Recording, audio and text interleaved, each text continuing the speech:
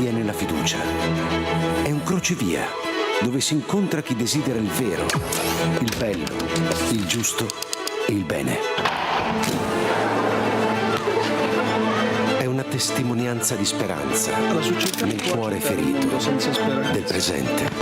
E tutto questo proporre con la propria vita esiste anche grazie a te. Buonasera a tutti e benvenuti. Good evening, everyone, and welcome. I'd like to thank our guests who've agreed to be with us today. Monsignor Giampaolo Dianin, the Bishop of Chioggia. Round of applause.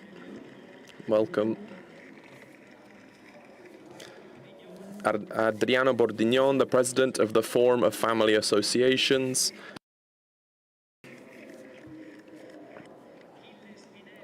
Achille Spinelli, the Councillor for Economic Development, Work, the Family, University and Research of the province of Trento.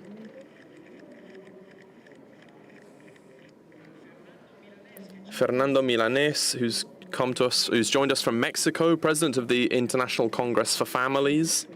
Welcome. Monica Serreli and Martina Brusa, who will help us to get into the topic of our talk based on an interview from them.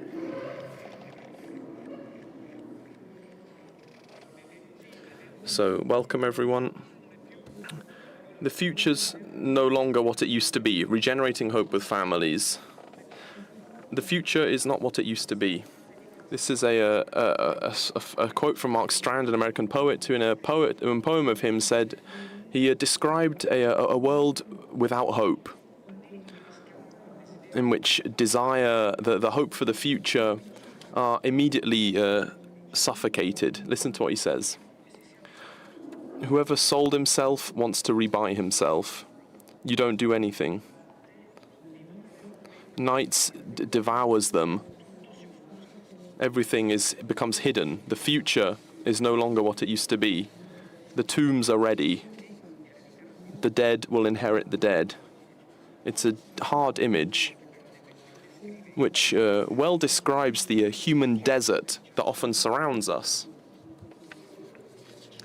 Because around us, we often see a great struggle to live and to transmit this hope for the future, this trust in the future that defines what hope is.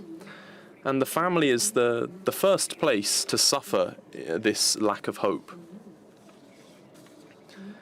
And there's a dramatic representation, the declining number of marriages and births and the growing levels of solitude are proof of this that we've been hearing about. The reduction in adoption. We've been living in a lack of openness to others that leads to, for example, the difficulties in integration for those who've fled from their homelands, or the growing level of disinterest in communal spaces. And yet, we should restart exactly from the family. We can recreate, we can regenerate hope, and we can lay the foundations to build with new bricks, homes, places in which we can all feel loved.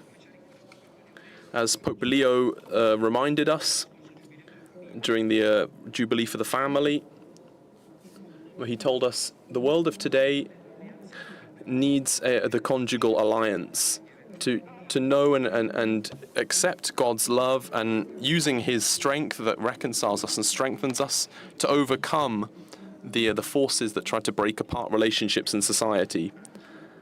And luckily, there are people like those who we have with us today who live this aspect. They look at the future with hope.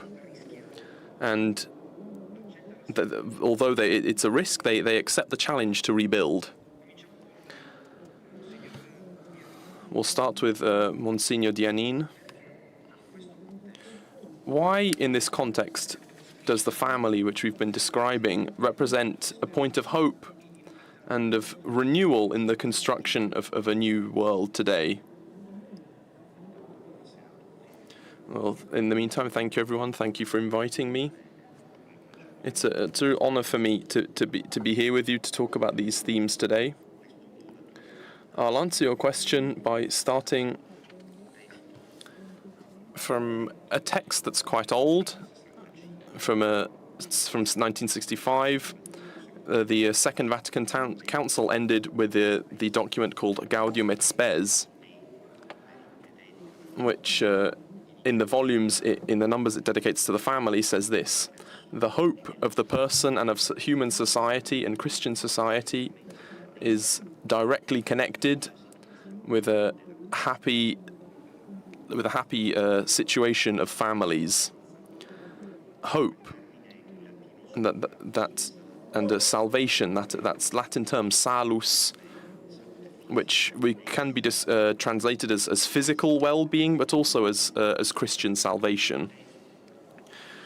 The text in that first brief chapter goes on to highlight the potential, the resources. It calls them the subsidies of the family, but also highlights the problems in a particular way, especially the fragility of marriage, the weakness of conjugal love, the difficult economic conditions and demographic problems, which at the time was population growth, an explosion of population, which is very different from the problem we have now, which is that of a declining birth rate. It talks about salvation of people, and the salvation happens through the family.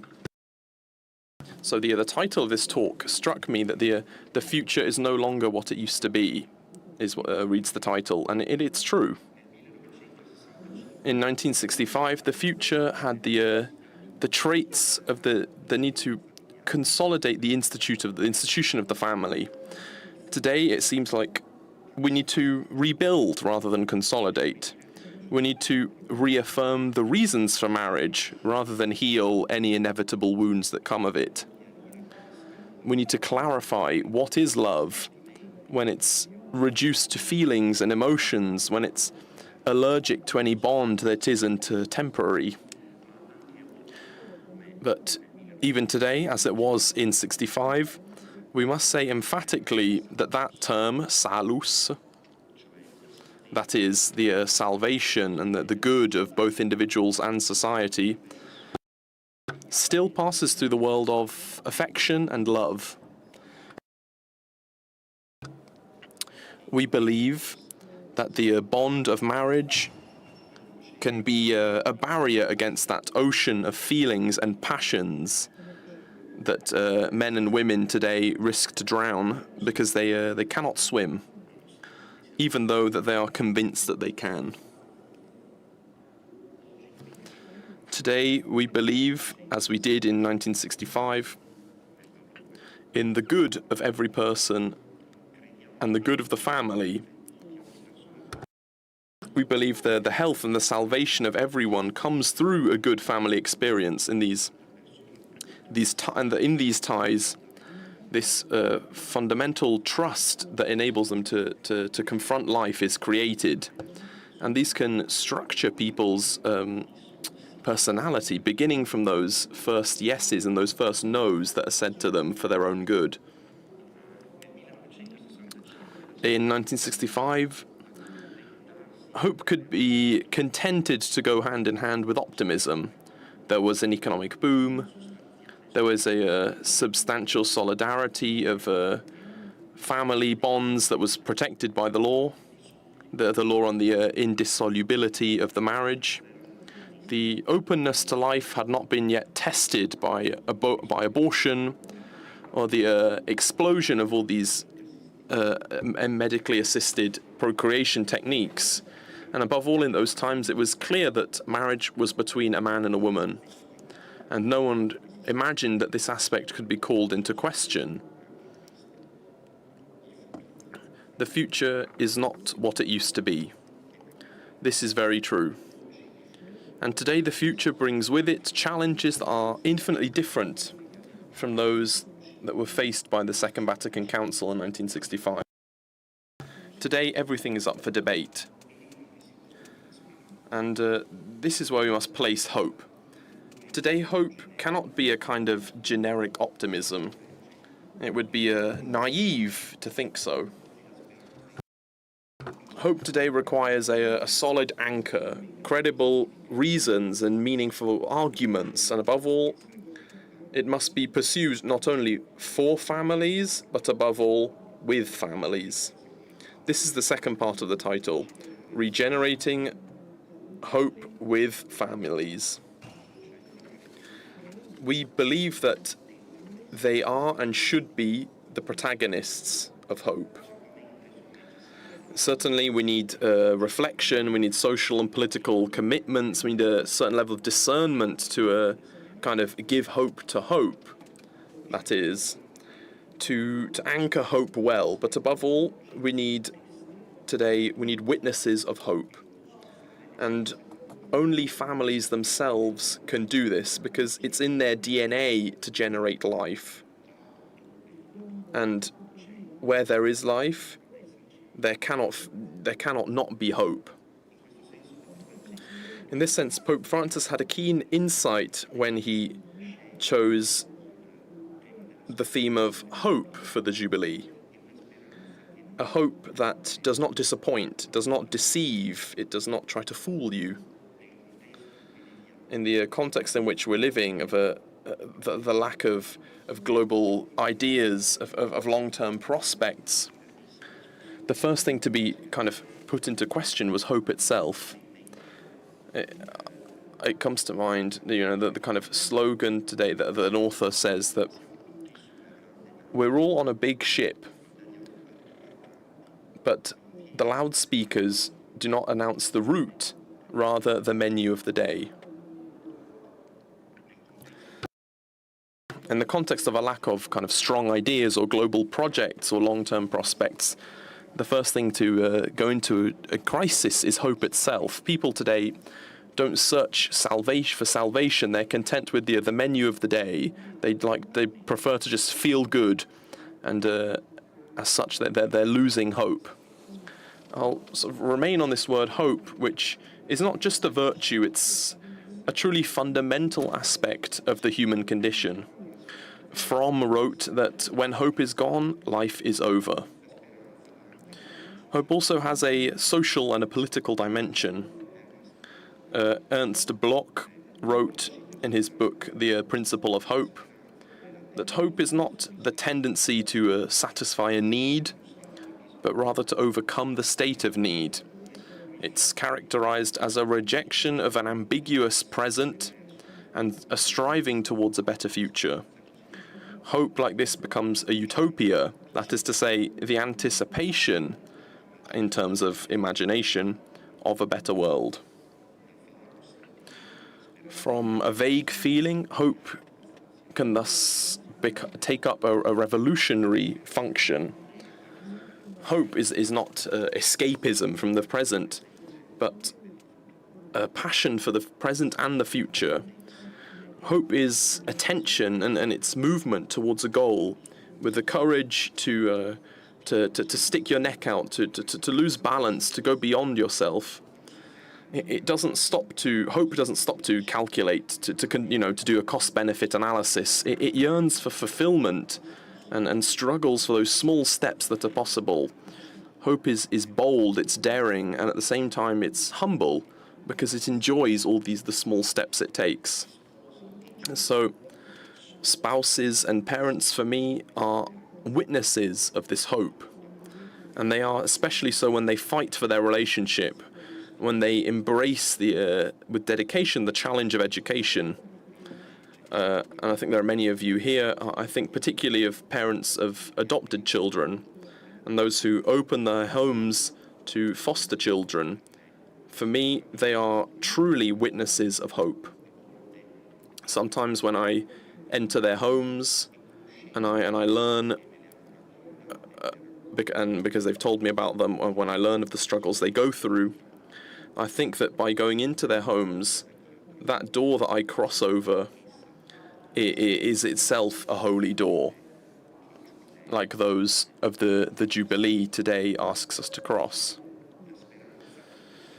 So hope, with its utopian and revolutionary power, it calls us Christians into action. And I'm coming to the end now. It really calls us to action. Pope Benedict wrote that faith is not just reaching out towards the things in the future that we can't see, that aren't present.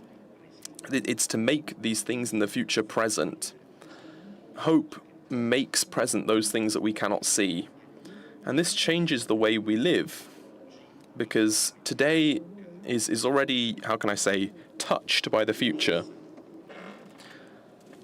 The promise of life beyond death, it charges our future. It gives us a sense, it gives it a future. This kind of hope with a capital H founds the kind of empire of belief. It makes the Christian community a perennial disturbance to any city that would like to be stable. This Christian promise grounds the commitment of Christians in the world. It gathers all the hopes of men, but at the same time it gives them forgiveness. And I'll end by telling a joke. There's a last aspect that I think is important. Families cannot be abandoned, they cannot be left alone. I think that one of the tasks we Christians need to do is to take the gospel seriously, where Jesus, on one hand, praises marriage and the family, particularly the kind of indissolubility, and on the other hand, it seems to avoid these, to push towards these stronger bonds that come out towards that surround the gospel. And we need to talk about the model of the nuclear family model of the Western world, and we need to open it up towards encounters and networks. We need to be more social. We need to connect with each other, and I think this is important. Maybe there'll be few, a small number of families will take this step.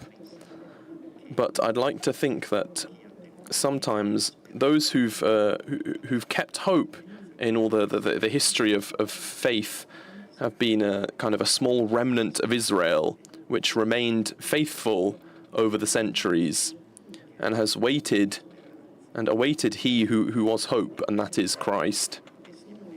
So I think that witnesses of hope, the families, particularly the ones I've been talking about earlier and who've organised this talk here, I think we should be very grateful to them, because it's like a small, they keep a remnant, a flame of hope alive among us. Grazie. Thank you.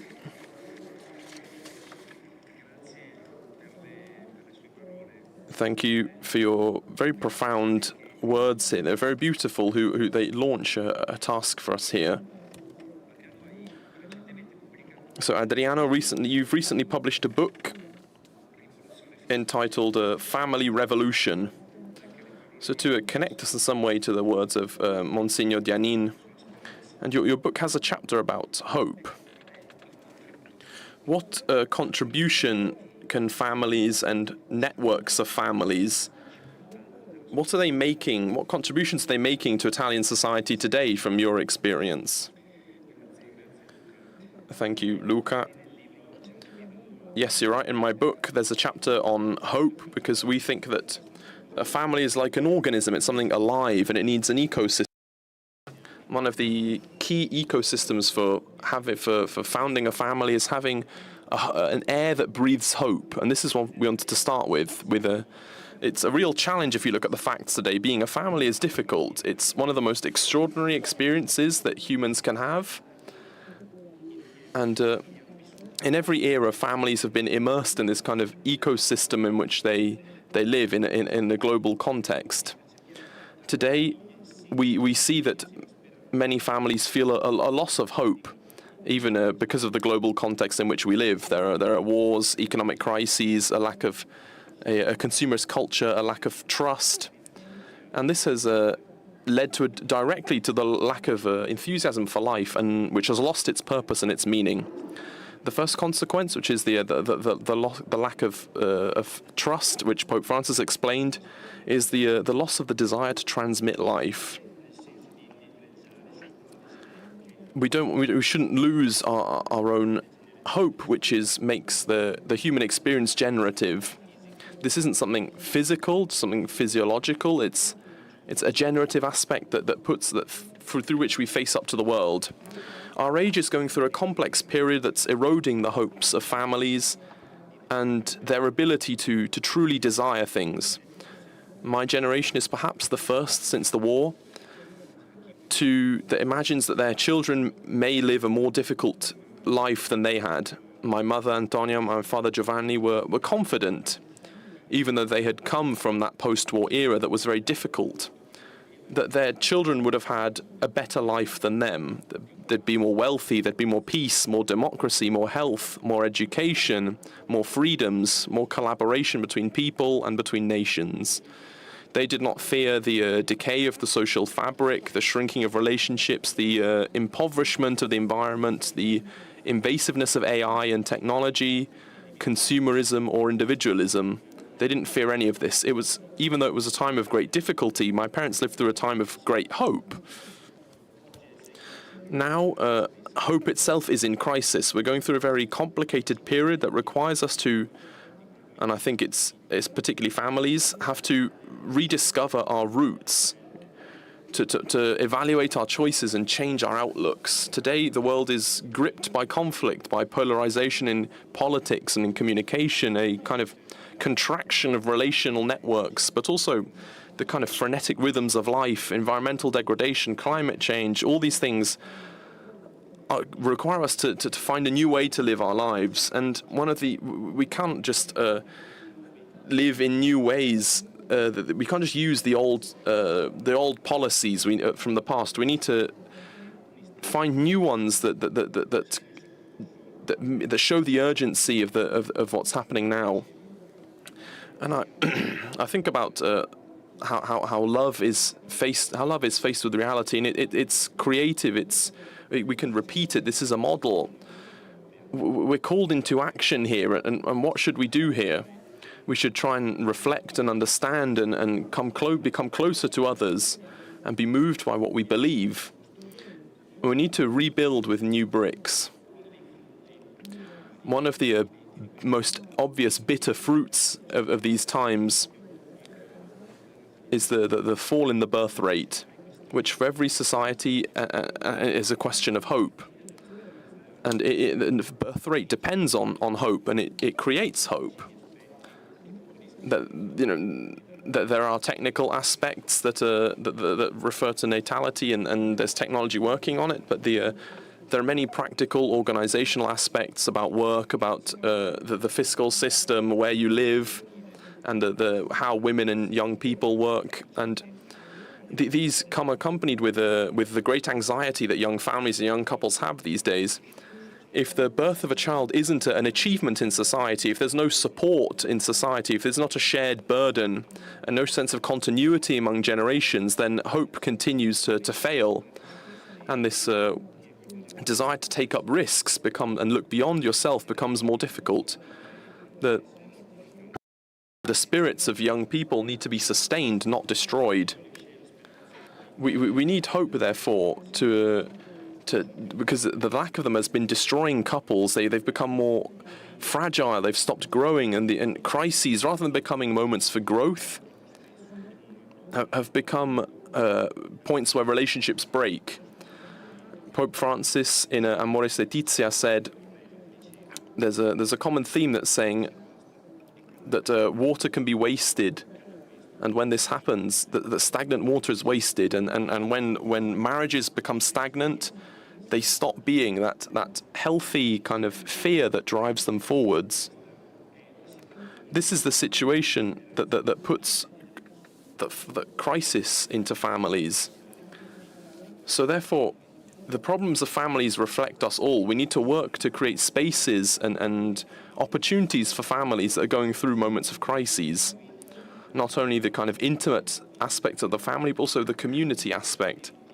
These are some of the reasons for which the Forum believes it's important and feels tied into working on the experiences of families, because the experiences of families are the skeleton that supports and the muscle that moves what the heart desires.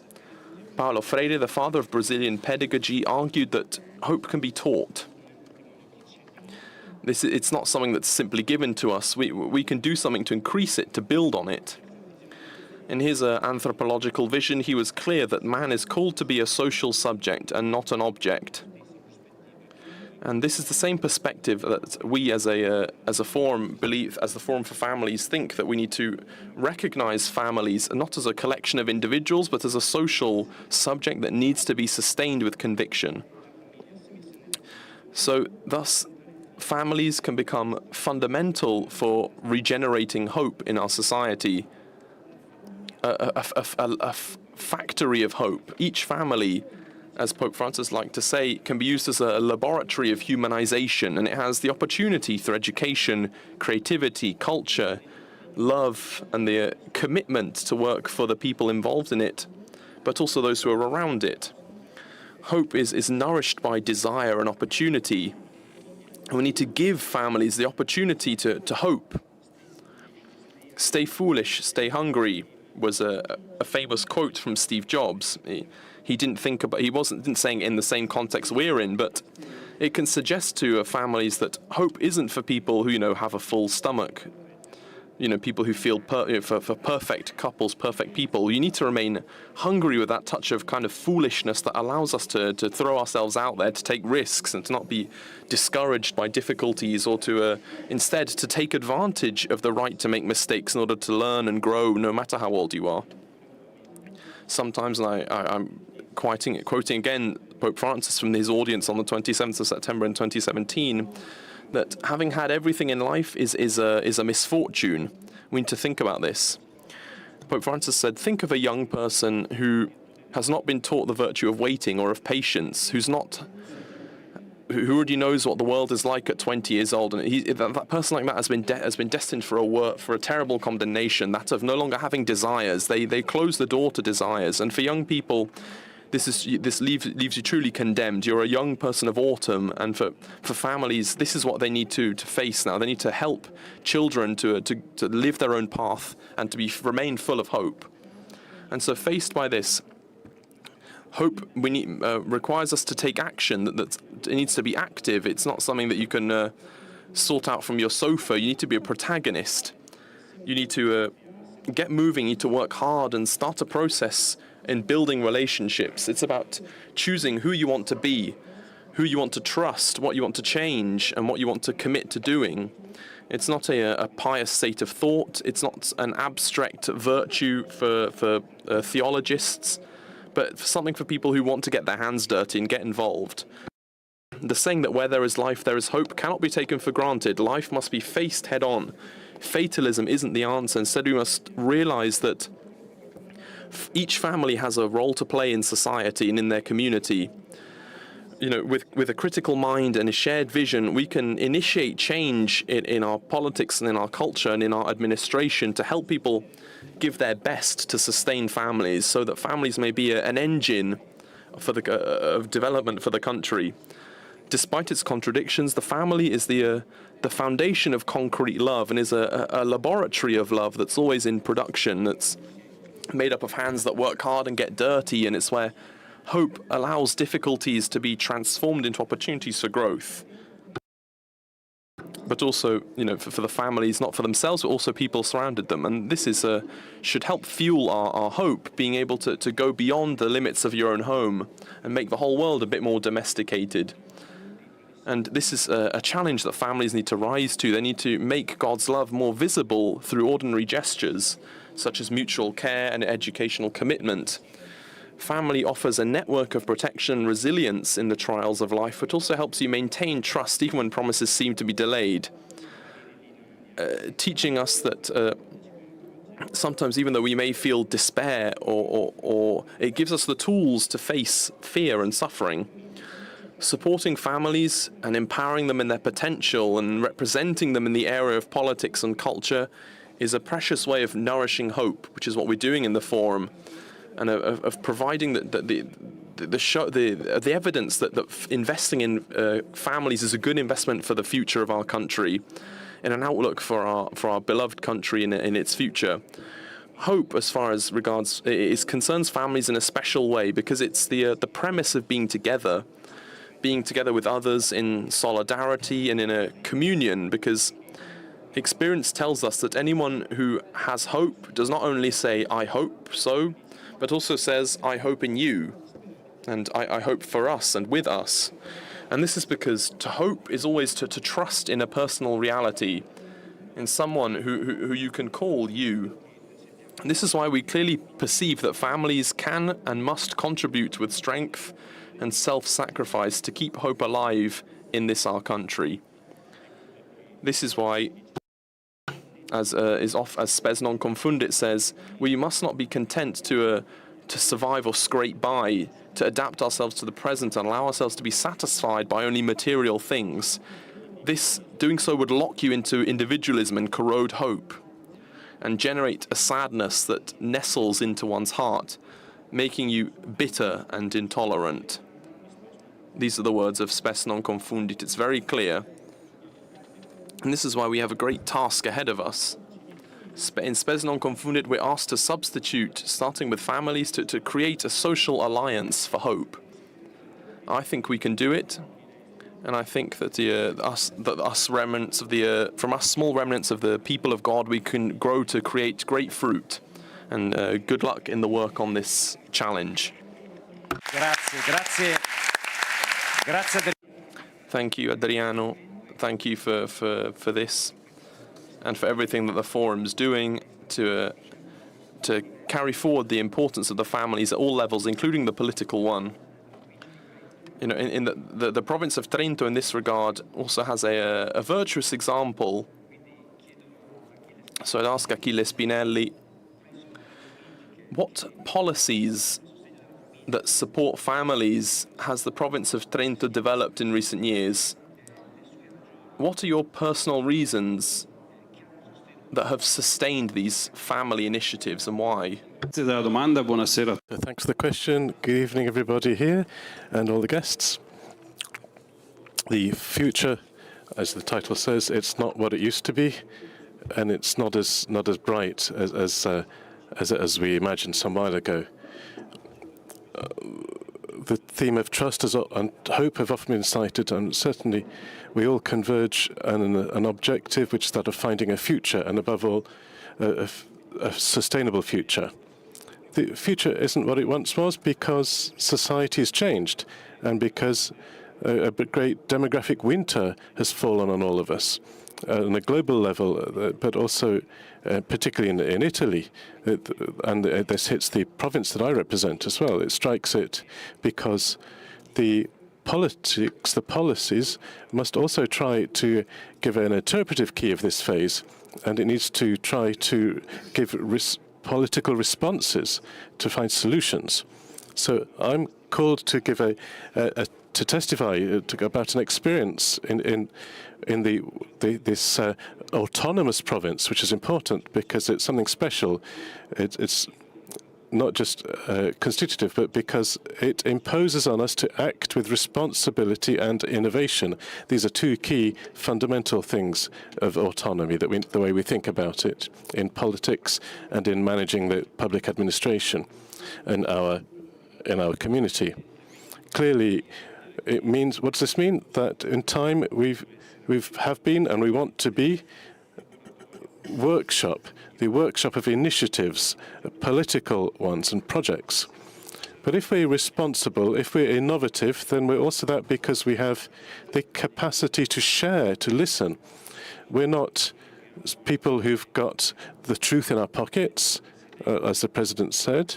We need to collaborate and to share information, to understand each other, to hear deep down in what are the needs of the families and what are they. And as much as we know them, we're all citizens of the world. We've all got a life. But evidently, there are many themes that are revolutionizing or turning over politics and the public administration. So often politics is used to simply saying no. this can't be done, this is impossible, especially limiting this possibility of helping on because of use of public funds and resources.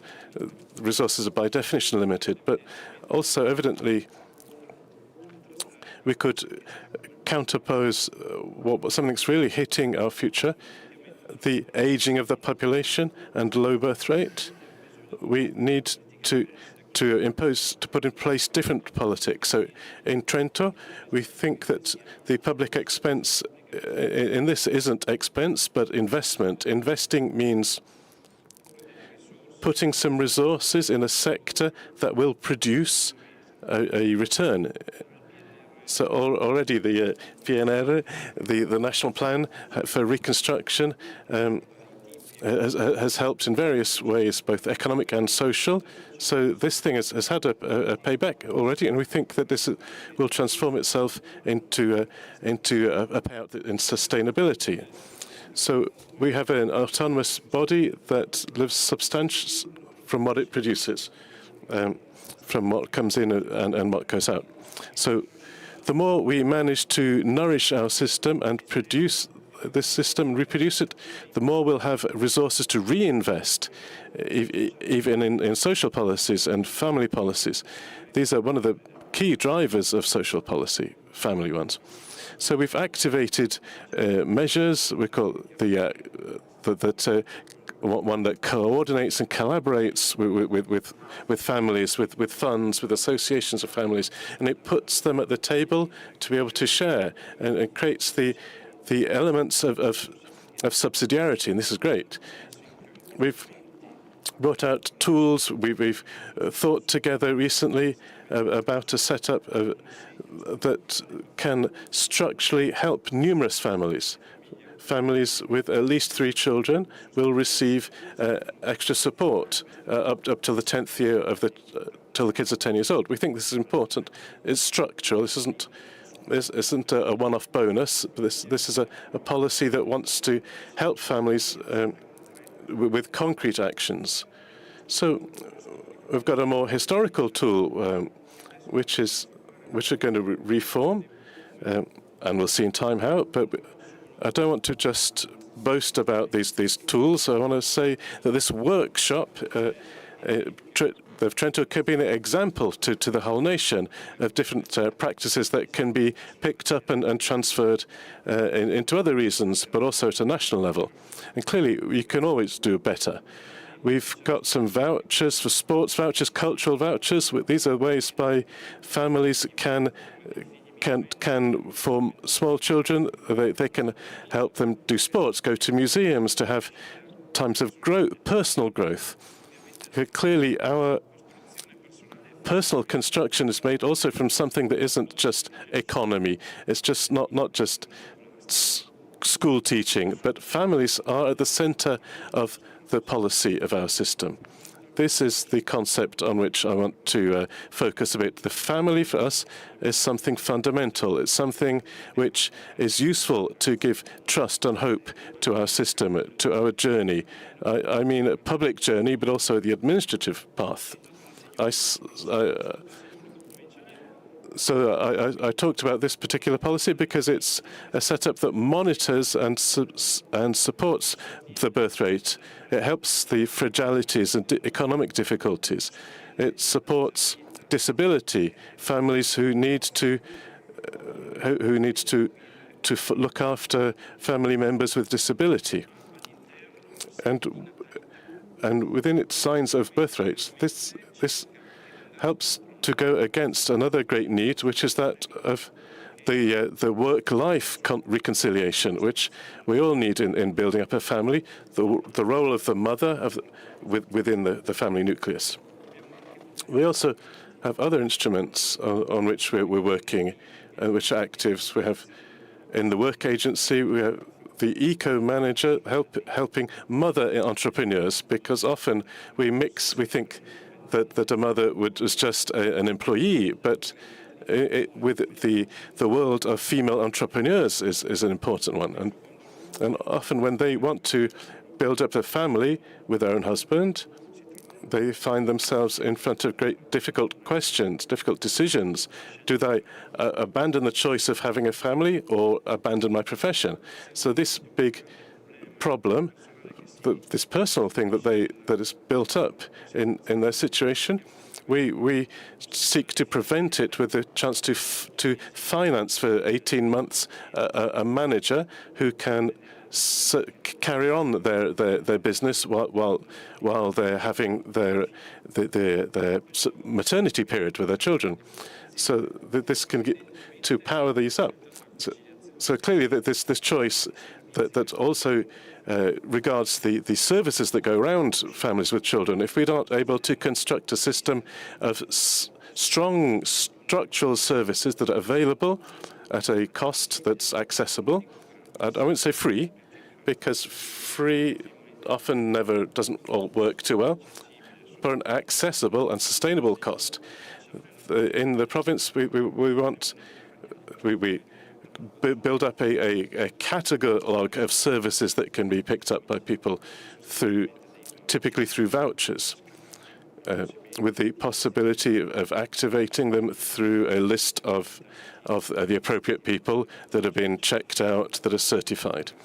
So this is a big work on this. We're busy on this, but certainly the concept is that our workshop, our laboratory of innovation, that helps is helped by universities and research institutes in collaboration with the social system, with families, with the interlocutors that we find ourselves with, often that we meet. This workshop, this laboratory, can construct something, can make the difference. It can modify politics, mold it so that it can finally start to re-give hope into our system, into our collectivity.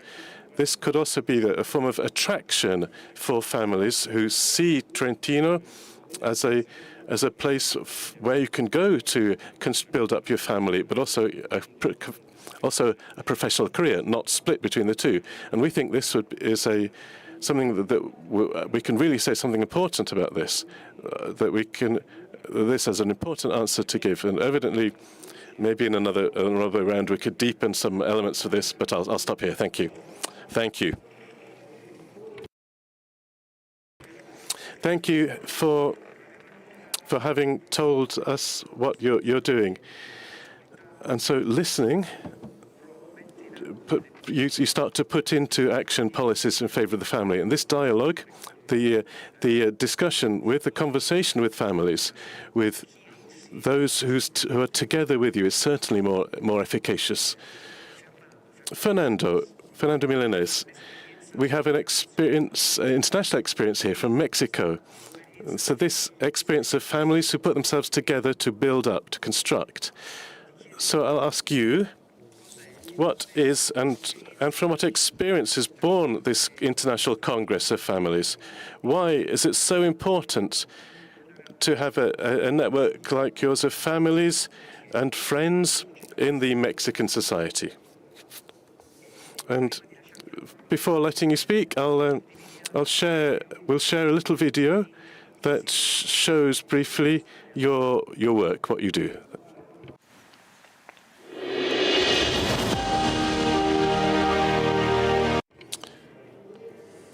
The family is our first community of life, a space for encounters, the source of security, of identity and history.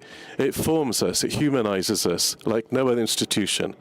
But we live in a world that's full of challenges, an infinity of desires and trials, that often we're not sufficiently able to prepare for these things. They put us to the test every day. And it's for this that is born the International Congress of Families, CIFAM. A unique encounter where the whole family finds a space to meet, to share, to heal and to grow. For a whole weekend, the greatest local and international experts get together around the theme of the family, with the objective to reinforce it. There are already thousands of families who've lived this experience, in the key cities in Mexico. CIFAM is much more than an event. It's a celebration of love, of a unity and of hope, which wants to leave a profound mark on the society. A conference that touches the heart, workshops that transform, spaces for listening and reconciliation, concerts that celebrate, young people who are inspired, children who learn and play, families that support each other. They give to each other and they help each other. The International Congress of Families.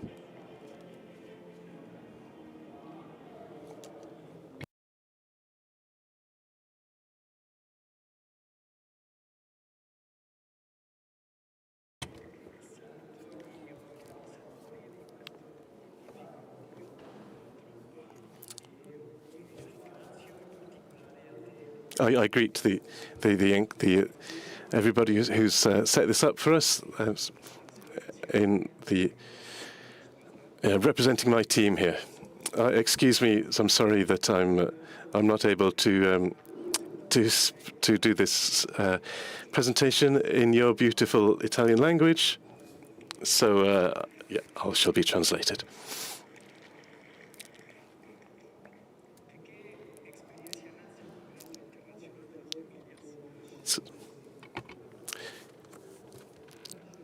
Where does this experience come? It's born from the recognition of conflicts and of the sufferings that families live, and for which normally we're not sufficiently prepared, we're not ready for them. We've given ourselves the task of accompanying in a critical moment in our history, in recent history. We're coming out of the pandemic, and we realized that the family, which was the hospitals, school, places of work, it needed something to rest upon, a support, an accompaniment. And it's from this that we decided to organize our first Congress, entitled just like this: Accompanying Families in a Challenging World. We expected a couple of thousand people, maybe 2,500. Usually we did everything from home. And we were scared a bit to go out in the streets. Instead, there were more than 8,000 people came. And for this, that we had the idea of finding a space like this, like something that wanted to be an event, a singular event, that became then a wandering project that moved around.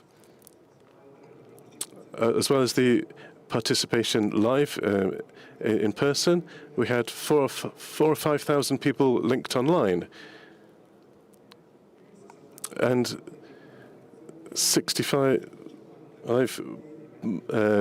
communications media, 350 different published articles in the press, and a group then asked us could we do things in their cities, and so we did this in Guadalajara in 2024, and there again we expected, maybe 3,000, 4,000 people, whatever, but a big surprise, we had more than 8,000 participants. And again, many people online, another 7,000 or 8,000 people. So bringing us to about 15,000 participants. 95 communications media brought more than 300 articles. We were very surprised when they spoke about us, how nicely they spoke about us. Speaking of the family, one doesn't know how things would be welcomed if you speak of the family these days. And this year, in 2025, we organized our third Congress in the city of Mérida, where there were participants of more than 20,000 people together and online. And we had almost 5,000 views for our event.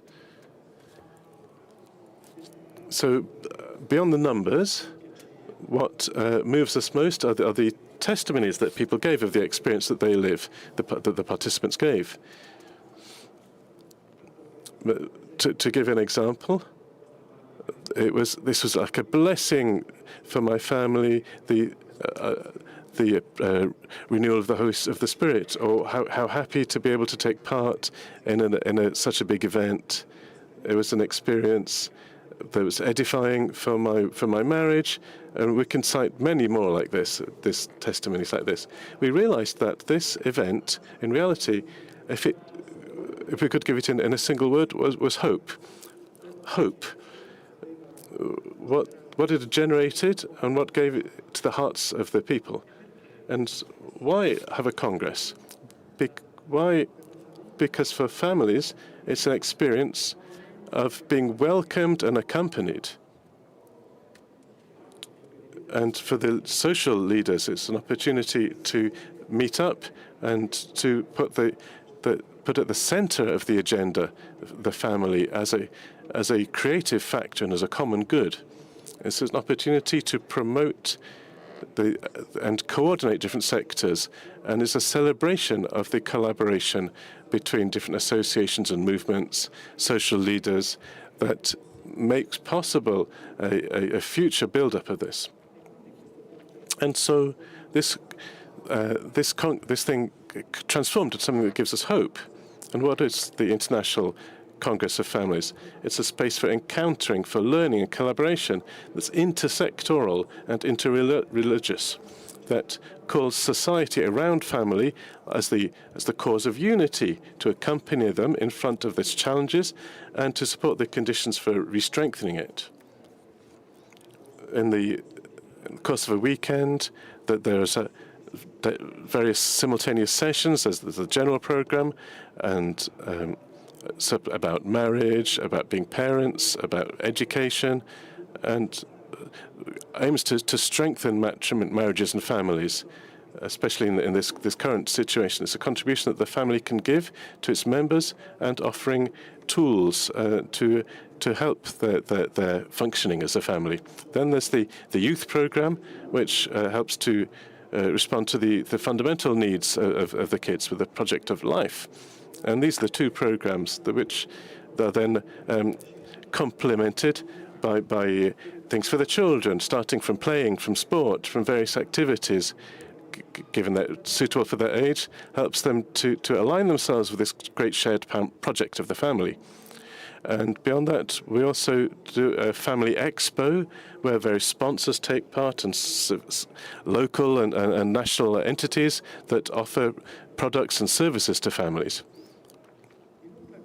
Also, we have some listening rooms where you can go to ask for guidance from specialists free of charge, in a way that which, by opening up into the conferences, so this thing can then be kind of brought home, brought it to you by an expert, so you can assimilate in it and understand it and deal with it in your own experience.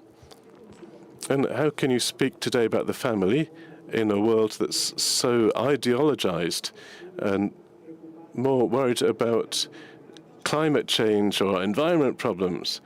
Let's say that the family is our natural habitat. So this is a message that was welcomed, really, picked up well by everybody, even in the media. Maybe because of this that we were so treated positively by the media. The family is our first community of life, a space of encounter, of identity, the source of certainty, and this helps us that no other institution can do. From empathy, realism with hope. There aren't any perfect families. There are families that are more or less functioning, and every family, all families can be better. So why is it so important, such a reality in the Mexican society? Because we all need to be accompanied, and we can all accompany. So we can all accompany others, not because or when we're the best, but because we all have something to offer. Faith is strengthened by giving it, as persons, as couples, as families. When we give, we strengthen ourselves and we grow. Evangelizing, I evangelize myself. teaching, I learn. And so we convert ourselves into hope when we go out to a new encounter. Families without networks, families, we want to construct a new world. We want to raise our hearts. The promotion and reinforcing of the family is a priority into the public agenda and private agenda, but for its irreplaceable contribution to the realization of its members and of the development of society as a whole. We really strongly believe that we can change the world family by family. And as you see in this layout here, we all have a role. Everybody has a role, something to offer. The family, as natural habitat, is immersed in an ecosystem, a social ecosystem. And its environment of life is, they help it in its functioning and its development. So I invite everybody to see themselves in the centre as a family, but also taking part in the environment of life in its role, understanding how you can contribute in the community, in the world of work, in the world of entertainment, in the churches, in the functioning, help you, how you can contribute to the function of a family. We can all bring something. We can all certainly change the world, family by family. I thank you. Thank you. Thank you, Fernando. We can change the world family by family. This starting of a change can also mean starting to build peace. The family also has this task, and the witness that we'll hear is linked to this aspect, because this year is the second year that certain families in Italy see themselves involved in welcoming some Ukrainian children for the summer period. An initiative that's born from Cardinal Zuppi. I think we all recall this, when he was sent by Pope Francis to meet Zelensky, and in an attempt to construct peace. At the end, on the side of this, a minister of the Zuppi, of the government of Zelensky, asked Zuppi to start this initiative of welcoming Ukrainian children into Italian families. So, because at that time, she herself, this minister, was a child of Chernobyl. We all recall that experience when Italian families brought in kids from Chernobyl, for the affected area. And so, having lived that experience herself, the minister asked Zuppi to propose this thing for peace, the same experience that she had lived as a child. And so, within this context, Monica Serreli and her husband had brought 2 Ukrainian children into their family. The question that I have for you is, why did you decide to undertake this experience, and what fruit has it generated in your family and around you? Thank you for the question, and hello everybody. So I and my husband, we live in Abruzzo. We have two kids who are grown up by now. Last year we decided to respond to this thing that Luca was speaking about, asking for people who are willing to take in Ukrainian children during the month of August. And I should mention that I come from a family that has always welcomed all kinds of needy people into our homes. So I do this as a premise, because having seen and having lived a home like this helped me to experience this great openness and willingness. And so fundamentally, this allowed me to experience how great is the reward that comes from the effort of welcoming others. And my husband, so we realized we always work freely. So notwithstanding, I want to say that also through this difficulty, considering that my husband in August, he always has to work, the only 2 things that we were worried about was that our children would agree, and that our friends would collaborate in this adventure.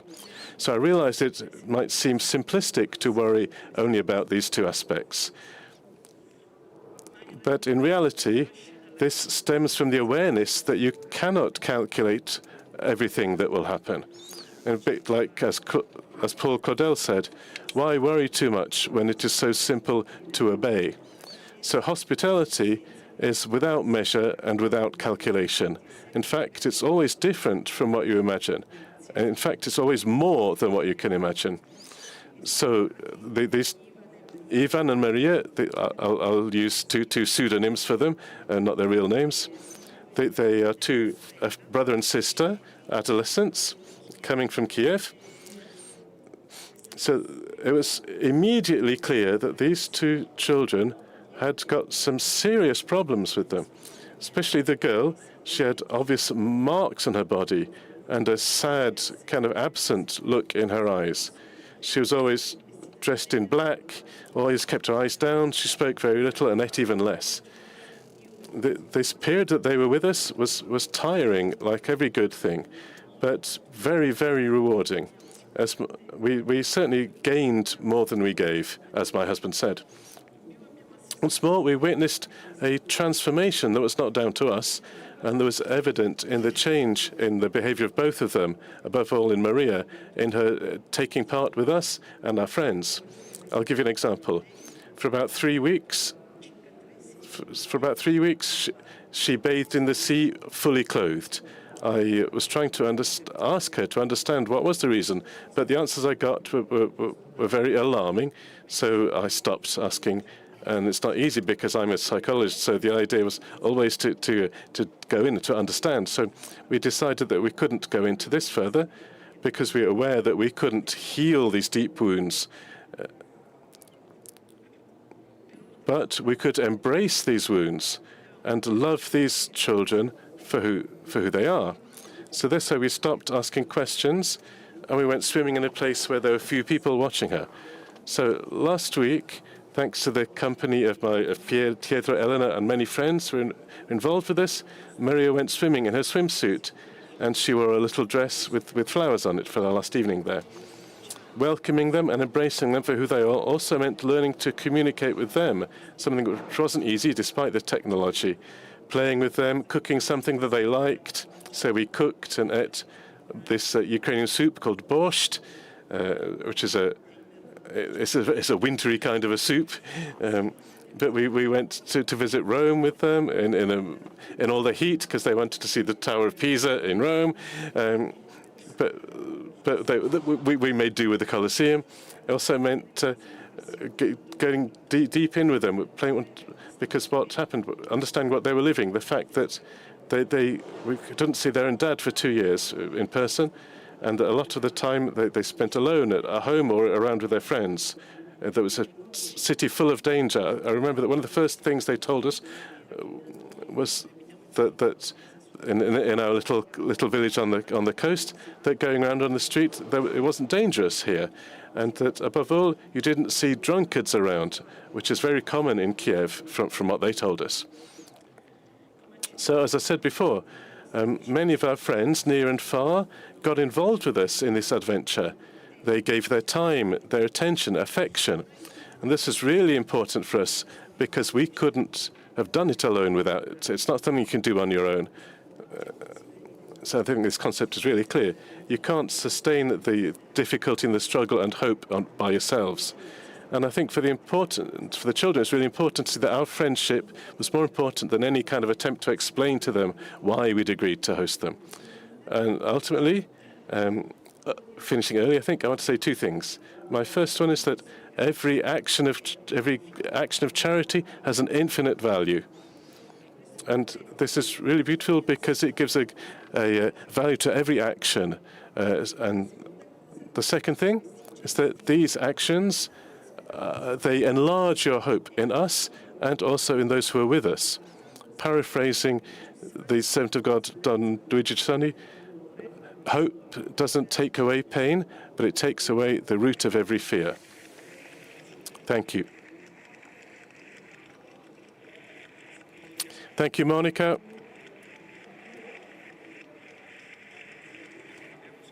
We've listened to families, living families, families that construct, that build, who build peace, families that give life, in the sense that they generate it.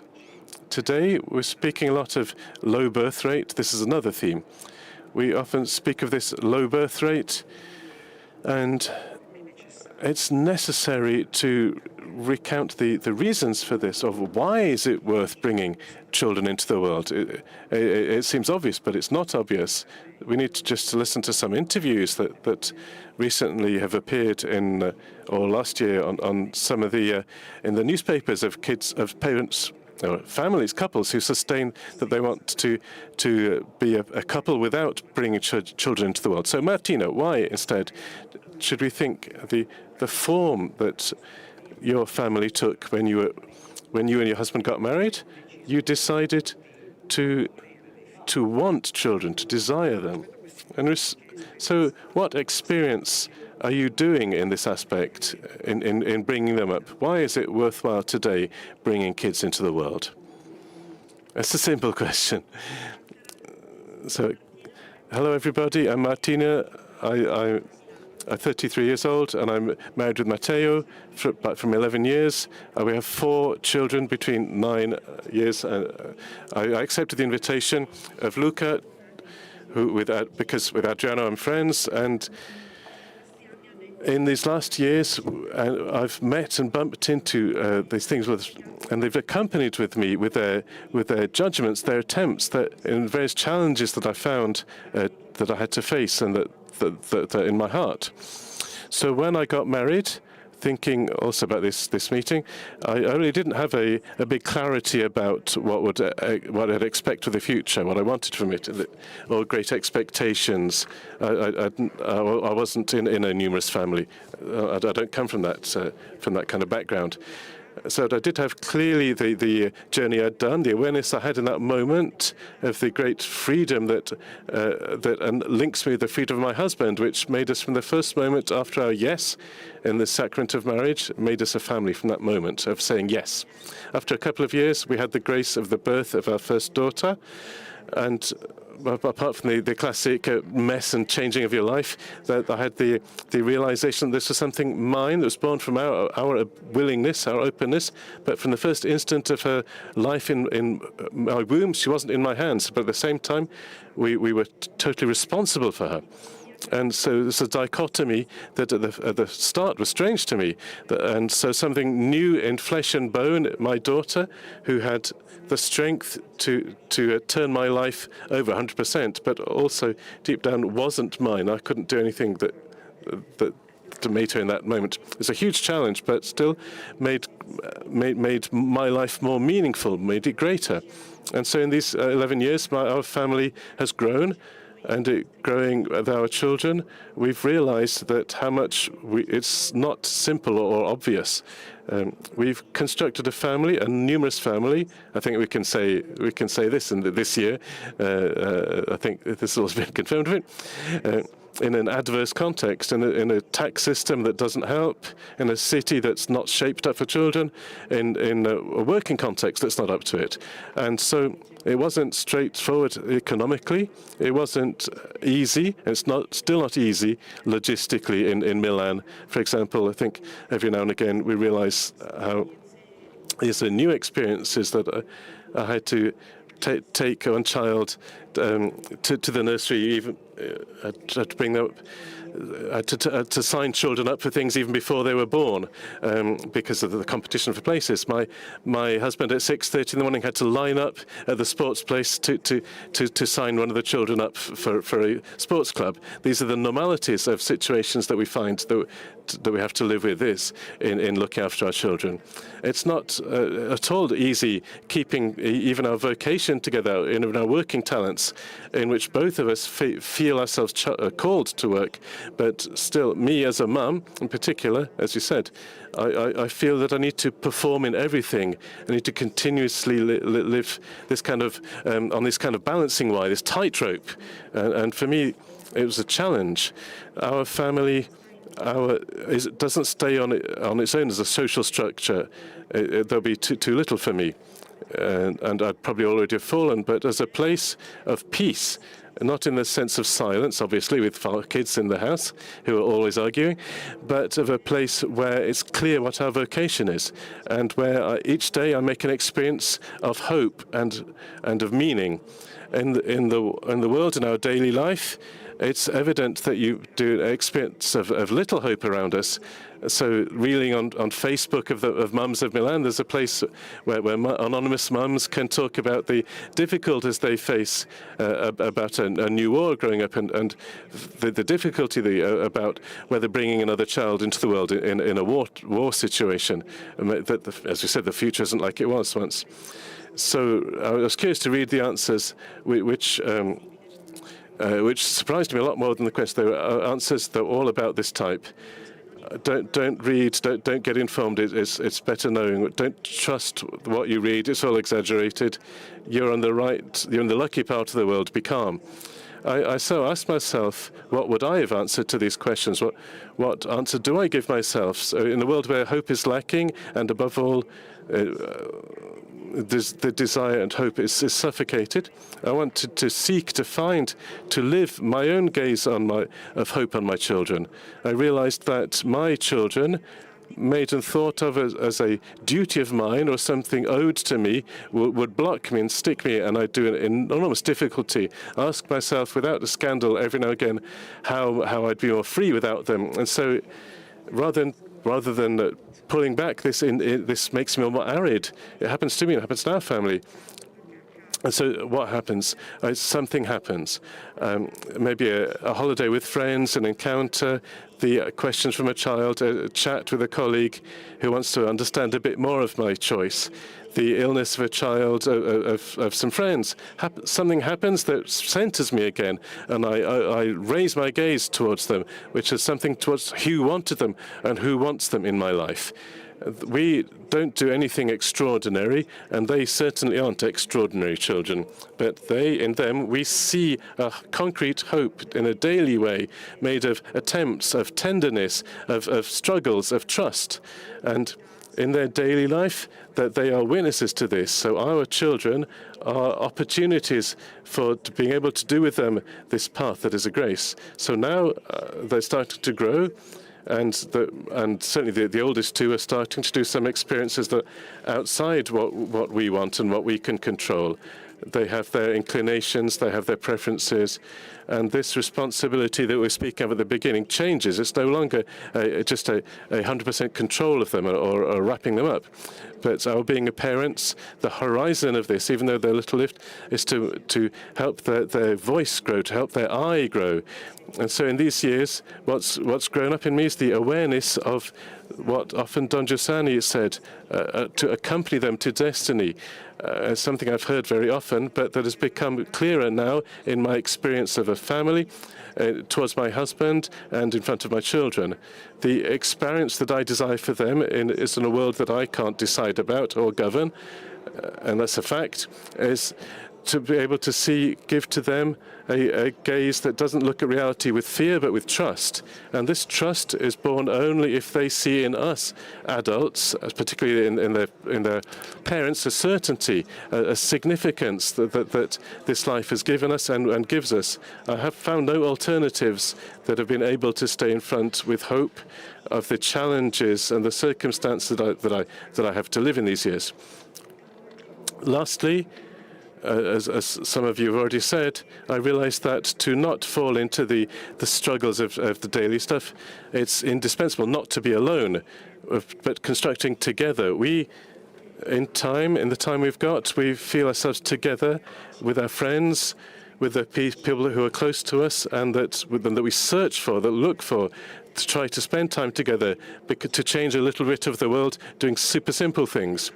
Contributing to a school experience of our kids, making it a bit better, managing to do something that logistically and economically alone we wouldn't be able to do, and supporting realities that have a richness and a beauty for our locality, and sharing a bit of the effort or a situation in which people struggle, helping each other to not get stuck in situations. Recently, I read a phrase on on a poster written by some university kids about the situation of the war, saying that if Christ is our hope, the mystery of the church is his continuity, the continuity of Christ. So working together to construct the church is truly the only way in which we can think how to love the world. It's the only way in which we can make our life useful to the world. In my experience, in our family, with all the challenges, with all the difficulties, with all its beauty, it can become for us a place in which we construct a new world. And for all of the experience we've done up till now, it's really worthwhile. And it's a privilege. Thank you.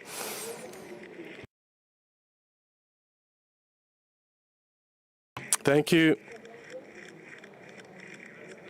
Thank you, Martina, because you've testified to us what it means to construct a family with a great perspective, with a long-term view. So one last round of brief interventions, asking each of you. We've heard testimonies, accountings, judgments, provocations. What are you going to take home from this? What little things are you going to bring out from this with respect to the title of our meeting and also the title of the meeting itself? So, family as a privileged place for the construction of a new world. What are the things that most you've been left with? Okay. I'll start rightly from what Martina just said. Hoping is difficult.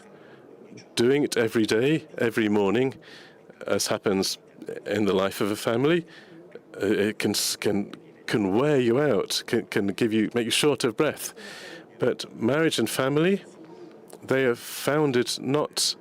It's not a contract, a species of do ut des, but it is about giving your life between a man and a woman and giving it to children. So who gives life isn't safe. They're not on safe ground. And so this happened to the first of us, to the first one who gave us life, which is Jesus. Who gives life isn't on safe ground, but is saved. If you want to save your life, who wants to save their life must lose it. It's not wasted. You haven't lost it. It's not lived badly, but it's lived. So I think that in the adventure of the family, hoping doesn't mean thinking that everything will have a good result, a good outcome, but it means believing that everything can have a meaning. I think for the wounds that there are in families, think of also those who have have children with difficulties or difficult children. This feels like failure in the family, but we aren't safe. But we're evangelically speaking saved. So being family doesn't mean it means putting aside the myth of zero risk, as Georges Bernanos said, that hope is not a risk to run, but is the risk of risks. And so I like this. I like being with our feet on the ground, knowing that hoping doesn't mean thinking that everything's going to go well. Things could also go well or be difficult, certainly, but it means believing that everything can have a meaning, a significance. Thank you. Thank you, Monsignor Dianin. Adriano, I very quickly I bring home the contribution that the friends have brought here. Two words. The first is courage. Don't be afraid. Don't let yourself have hope taken away from you. And a path, a road, which is that of together. These resonated with me in all of the interventions. Alone, you suffocate, you draw back, and maybe but doing it with others, for others. And I think that the dimension of being together is that which saves us. This friendship that needs to be looked after amongst us, considering it as the best thing that has been given to us. Because if we don't consider this the best time, our companions as the best that the Lord has given for us, then hope we start ourselves to erode it. Thank you. Thank you, Adriano. Achille. Okay, I'd bring home the concept that doing a family is an individual choice, or of a couple, as you can say, but above all, the choice of a woman. And above all, I think that in this phase, these choices, there needs to be a help.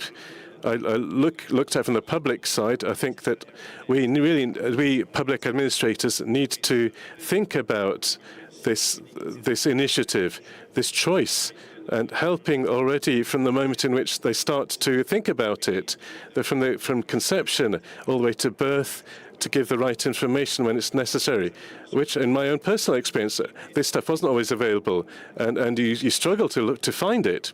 So building an ecosystem of services and of policies that can help the family, not only to grow in terms of numbers, but also to be constructed in the best way possible. This is what I'm going to bring home. Thank you. Thank you. Fernando.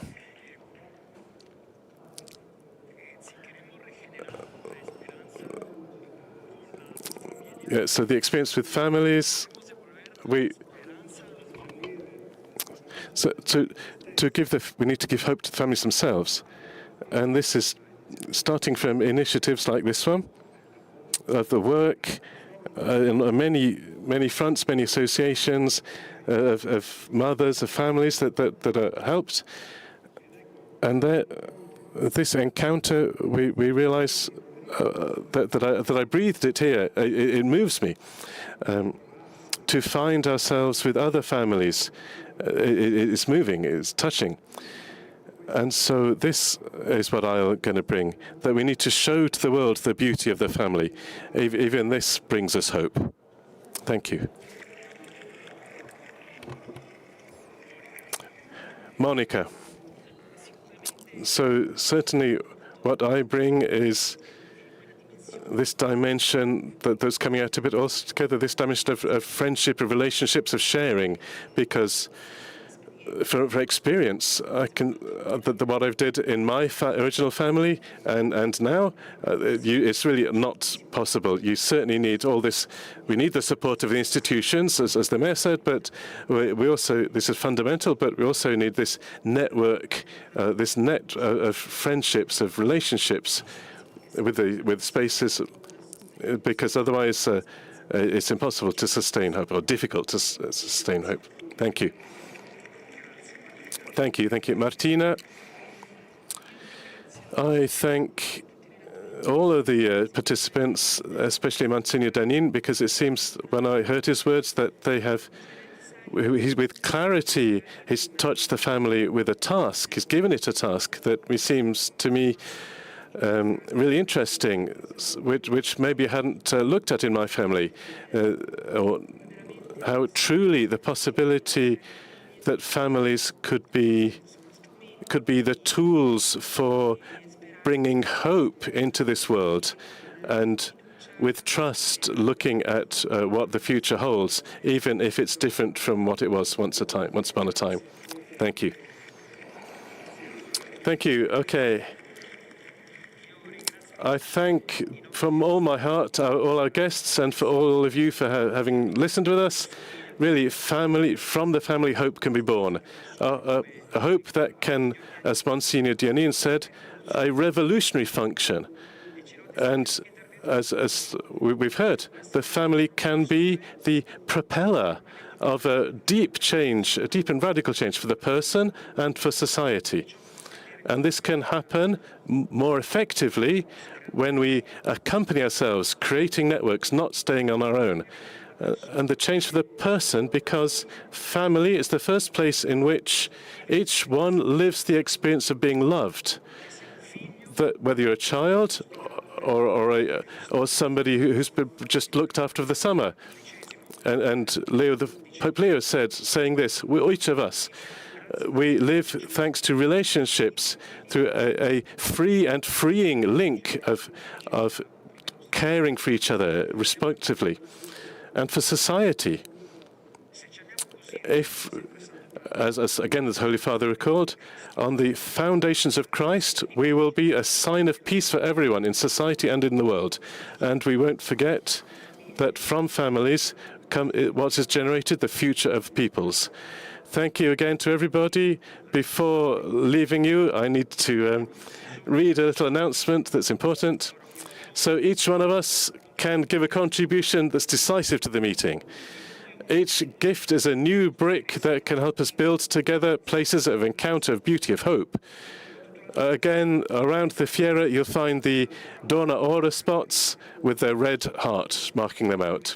And recall that the Meeting Foundation is a third sector entity, and so those who support the meeting can reap the tax benefits of doing so. Good evening, everybody. Thank you again for your attention, and we'll see you again soon.